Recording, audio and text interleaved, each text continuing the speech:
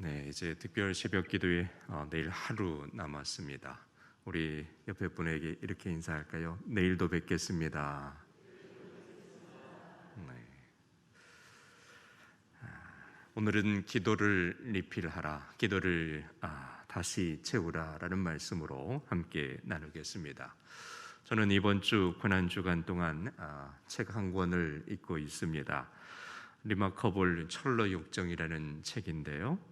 이 철로육정은 주인공 크리스천이 멸망의 도시에서 천상, 천국에 이르기까지 겪게 되는 과정을 그린 책입니다. 무거운 짐 진 이렇게 크리스천이 복음 전도자의 안내로 빛나는 문으로 들어가서 해설자에게 가르침을 받고 또 십자가의 언덕에서 짐을 풀리는 놀라운 경험을 하게 됩니다. 그리고 평안한 쉼을 주어졌던 아름다운 궁정에 나와서는 괴물과 결투를 벌이기도 하는 내용이기도 합니다. 또 허영의 시장과 의심의 성에서 죽을 뻔한 위기를 이겨내고 부주의함으로 실수의 벼랑에 떨어져서 위험에 처하기도 하는 상황을 갖게 됩니다. 그리고 사망의 강을 건너서 천상에 이르게 된다라는 그런 내용의 책입니다. 그런데 이처럼 여러 가지 사건과 사람들을 만나게 되는데 그때 만난 이야기 중에 한 대목을 여러분에게 소개할까 합니다. 이 책에 보면 도와주려고 해도 도와줄 수 없는 세 사람이 등장합니다. 첫째는 생각 없이 지내는 사람입니다. 두 번째는 게으른 사람이고 세 번째는 거만한 사람의 내용이 나옵니다. 이 주인공 크리스천이 아무리 도와주려고 해도 이 사람들은 도움을 받으려 하지 않습니다.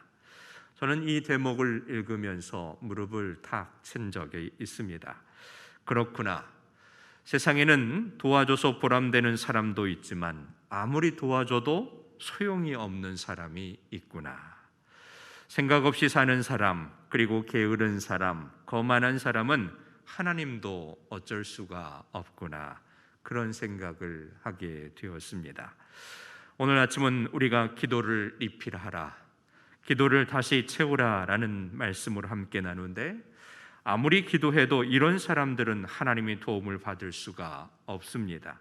기도해도 응답받아도 그것을 다 쏟아버리고 마는 겁니다. 그래서 생각해 볼 수 있는 것은 생각이 없는 사람, 생각 없이 사는 사람, 이 사람들은 자기의 삶의 문제가 무엇인지 모르는 겁니다.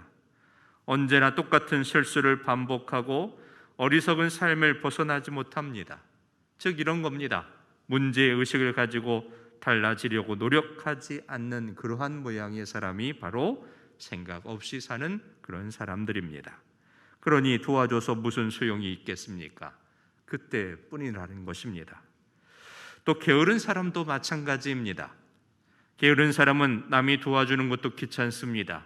그냥 이대로 사는 것이 좋다라는 겁니다. 게으른 사람은 핑계만 찾지 해결책을 찾으려 하지 않습니다. 그러니 이 사람도 마찬가지라는 겁니다.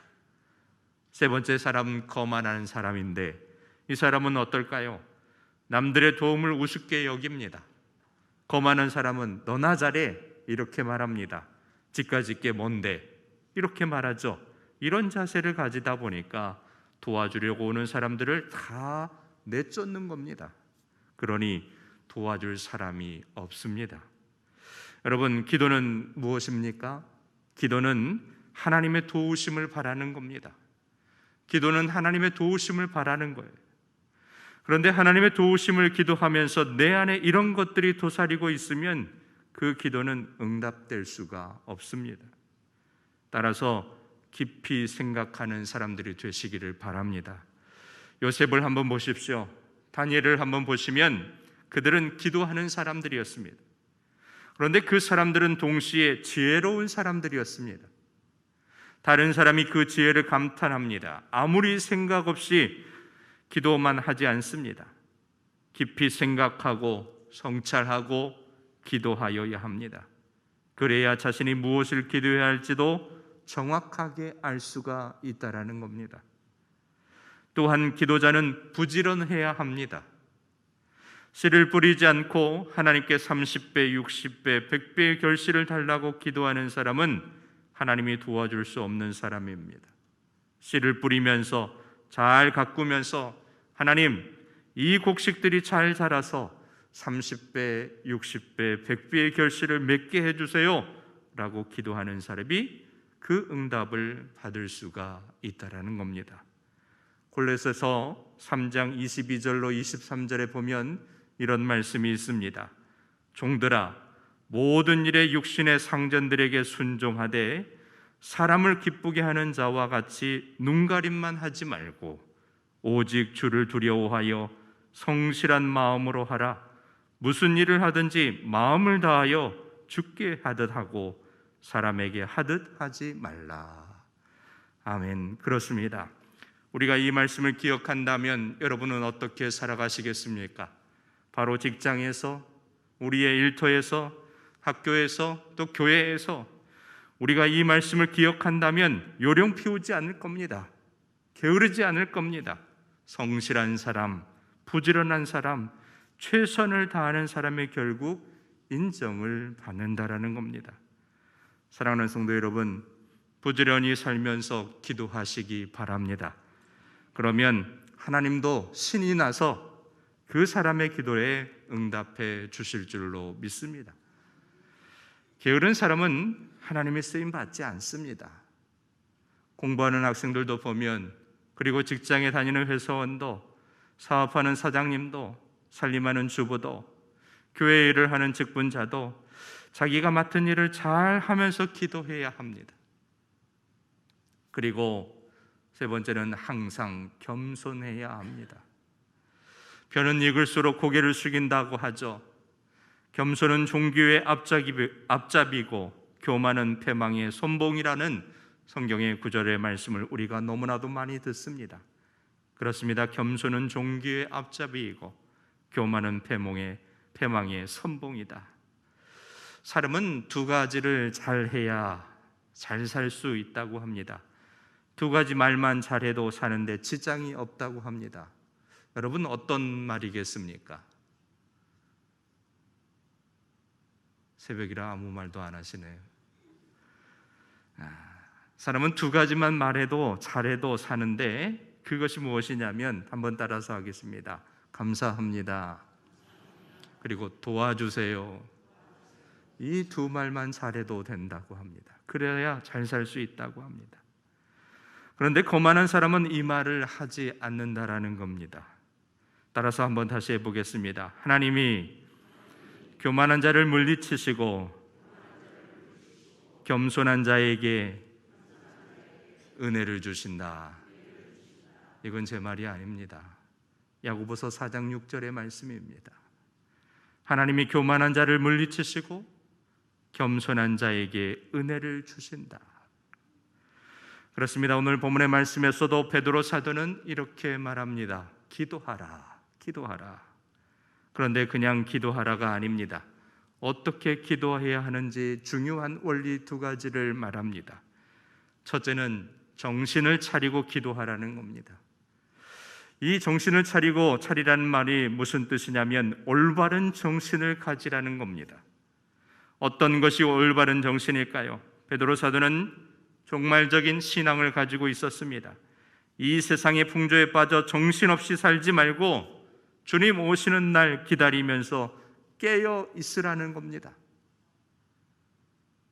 세상 자랑과 정욕과 탐심에 빠져 살면서 하나님께 도와달라고 하는 기도는 하나님이 듣지 않습니다. 잠언 28장 9절의 말씀에 보면 사람이 귀를 돌려 율법을 듣지 아니하면 그의 기도도 가증하니라 라고 말합니다. 말씀대로 살지 못하면서 기도한다.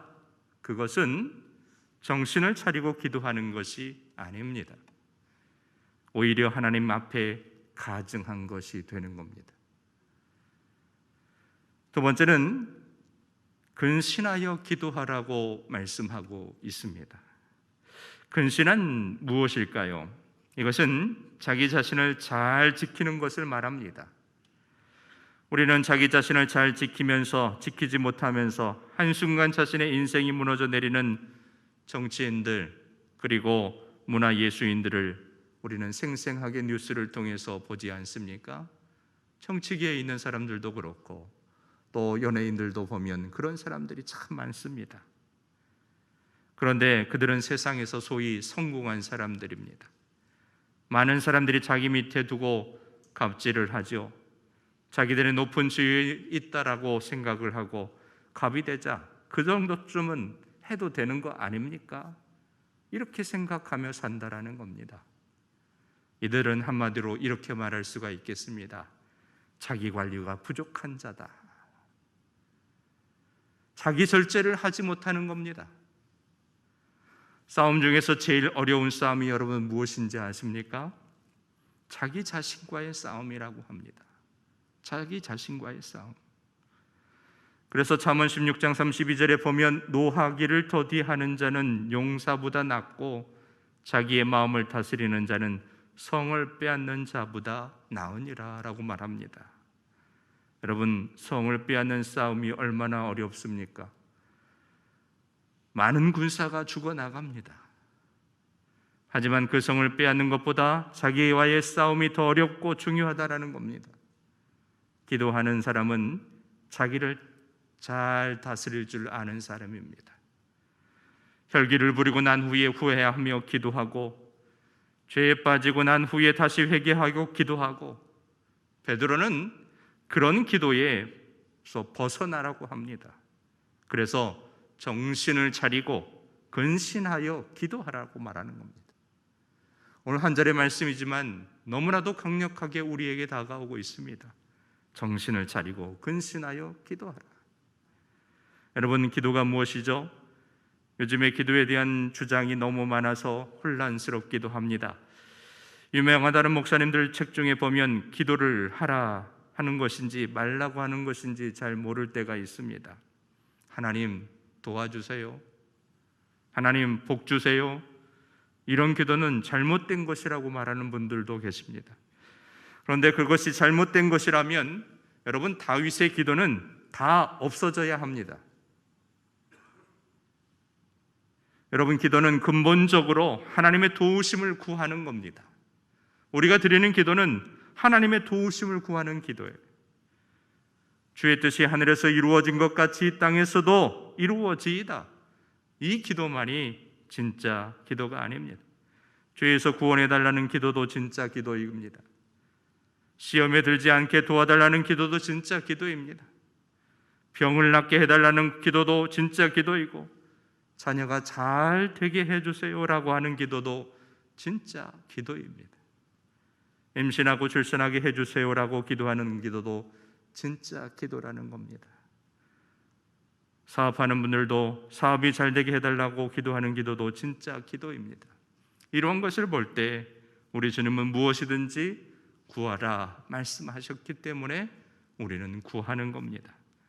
그런데 왜 이런 기도는 안 되고 저런 기도는 되고 이렇게 구분하는 것일까요?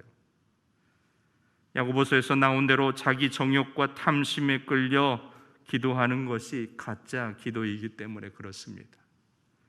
자기 정욕과 탐심에 의해서 기도하는 기도는 안 된다는 겁니다. 그래서 오늘 말씀처럼 정신을 차리고 근신하여 기도하면 그 기도는 진짜 기도가 되는 겁니다. 기도가 무엇입니까? 하나님과의 대화입니다. 하나님과 대화예요. 하나님께 나의 삶을 솔직하게 드러내어서 상담하고 도움을 구하는 것이 기도예요. 하나님, 제가 이런 죄를 지었습니다. 그 죄 때문에 제 삶이 어둡습니다. 이 죄를 어떻게 하면 좋겠습니까? 하나님, 우리 자녀들이 취업에서 계속 떨어지고 있습니다. 하나님 도와주시옵소서. 하나님의 사업 정말 많이 어렵습니다. 지혜와 능력을 주시고 극복할 수 있게 해주십시오. 또 우리는 이렇게 기도합니다. 병들고 아픈 가족이 있습니다. 잘 치료되게 하여 주시옵소서. 하나님 도와주시옵소서. 하나님께 영광을 돌리는 사람이 되고 싶습니다. 믿음이 더욱 강건해지고 경건해지기를 원합니다. 하나님의 사랑을 더 많이 깨닫고 싶습니다. 때로는 소근소근하게 기도할 때도 있습니다. 때로는 간절하게 눈물로 기도합니다. 주님께 내 사정을 아뢰는 것이 바로 기도라는 겁니다. 그리고 중요한 것이 있죠. 주님이 하시는 말씀을 우리는 들어야 합니다. 기도는 말하는 것과 또한 듣는 것, 이 두 가지가 중요한 겁니다. 오늘 이 새벽에 우리가 기도할 때 하나님, 이 모든 것을 주님 앞에 올려드립니다. 나의 말하는 것, 그리고 하나님 나에게 그 음성을 들려주시옵소서. 말씀을 정리하겠습니다. 기도가 막히면 죽습니다. 기도하는 성도들이 되시기를 주님의 이름으로 축원합니다. 무작정 기도하는 것이 아닙니다. 오늘 말씀에 근거해서 정신을 차리고 근신하여 기도하시기 바랍니다. 생각 없이 사는 사람, 그리고 게으른 사람, 거만한 사람이 되지 마시기 바랍니다. 이런 사람에게는 기도가 소용이 없습니다.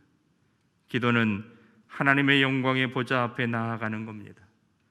그러므로 먼저 자신을 돌아보고 죄와 어두움이 있다면 회개함으로, 기도함으로 하나님께로부터 응답되는 기도가 매일매일 가득 채워지는 저와 여러분의 삶이 되기를 간절히 주님의 이름으로 축원드립니다.